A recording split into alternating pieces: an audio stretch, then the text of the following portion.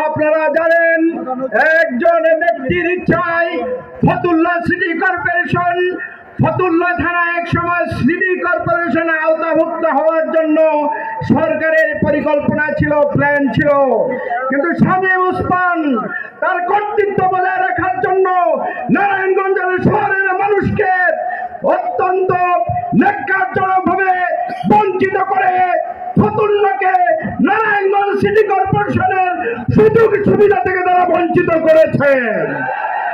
এজন্য অনতিবিলম্বে ফতুল্লাকে সিটি কর্পোরেশনের অন্তর্ভুক্ত করতে হবে। সংগ্রামী উপস্থিতি, বক্তাবলী মানুষ যারা রয়েছেন তাদের সাথে নারায়ণগঞ্জ সহ ঢাকা সহ সব জায়গার যোগাযোগ স্মুথ করার জন্য সেখানে প্রয়োজনীয় কাঠামো সেখানে নির্মাণ করার জন্য প্রয়োজনীয় উদ্যোগ সরকারকে নিতে হবে।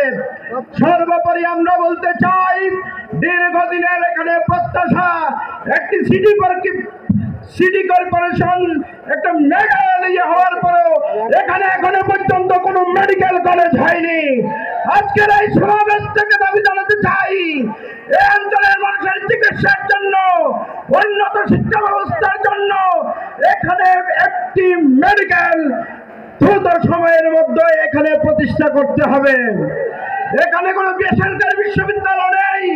এই অঞ্চলের মানুষ উচ্চতর শিক্ষা ব্যবস্থাকে বঞ্চিত। দ্রুত সময়ের মধ্যে একটি বেসরকারি সরকারি বিশ্ববিদ্যালয় এখানে প্রতিষ্ঠা করা লাগবে। আরো অনেক বেশি আমাদের দাবি আছে।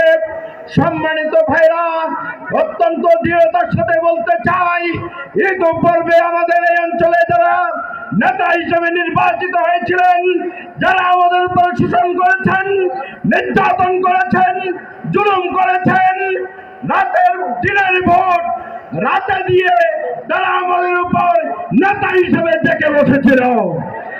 আজকে সমাবেশ সিদ্ধান্ত নিতে হবে, নারায়ণগঞ্জে আর কোন ভোট ডাকাতির মাধ্যমে কোন জুলুমবাজ, কোন ডাকাত, কোন সন্ত্রাসী আর নেতা হিসেবে আমরা দেখতে চাই না।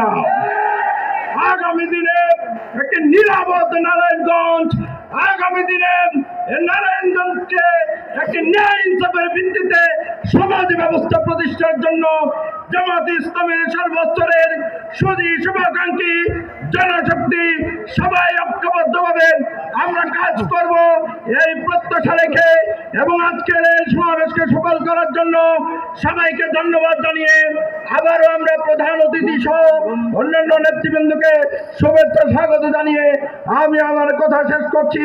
আসসালামু আলাইকুম ওয়া রাহমাতুল্লাহি ওয়া বারাকাতুহু।